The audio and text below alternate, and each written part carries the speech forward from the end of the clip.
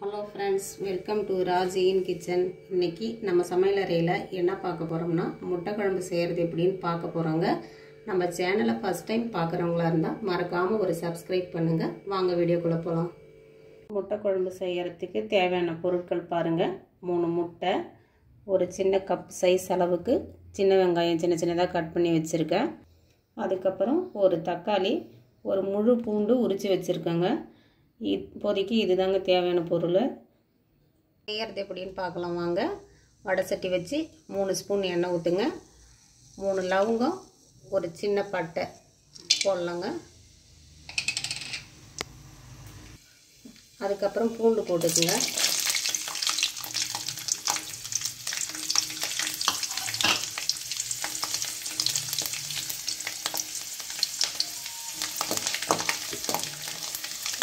ஒரு நிமிஷம் எண்ணெயில் இருக்கட்டும் பூண்டு. அதுக்கப்புறம் சின்ன வெங்காயத்தை அதோட சேர்த்துக்கலாங்க.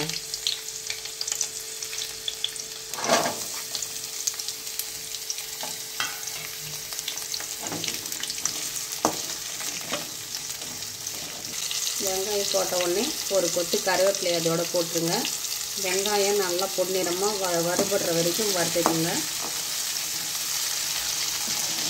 வெங்காயம் வதங்கிடுச்சுங்க. 1/2 ஸ்பூன் இஞ்சி பூண்டு பேஸ்ட்டு போடுங்க. இஞ்சி பூண்டு பேஸ்ட்டு பச்சை வாசம் போகிற வரைக்கும் நல்லா வதக்குங்க. இஞ்சி பூண்டு பச்சை வாசம் போயிடுச்சு. இப்போ தக்காளி சேர்த்துக்கலாம். தக்காளி சின்னதாக கட் பண்ணி வச்சுருக்கோம். அது நல்லா மசிகிற வரைக்கும் நல்லா வதக்கி விடுங்க.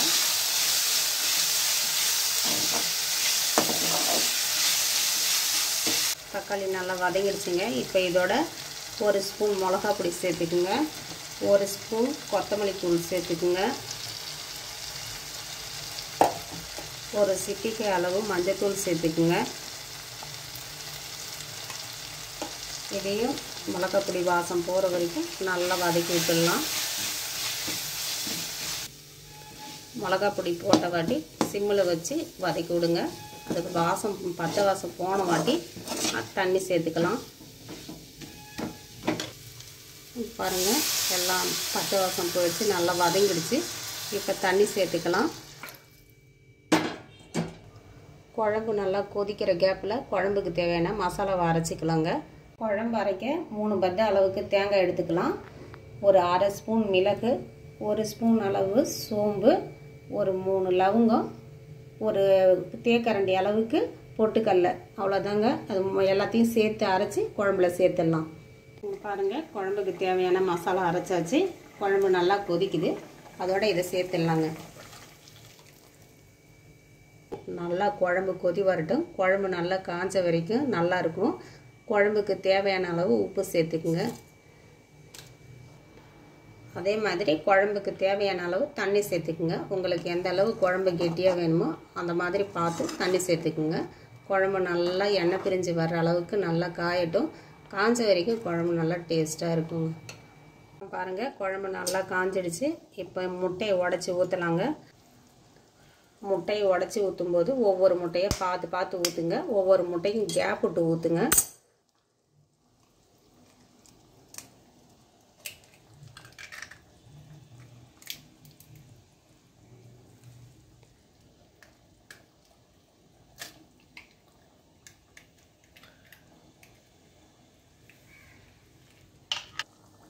முட்டையை உடச்சி ஊற்றியாச்சுங்க. முட்டையை உடச்சி ஊற்றுனீங்கன்னா சிம்மிலே வச்சு வேக வைங்க. இல்லைன்னா முட்டை கரைஞ்சிடும்.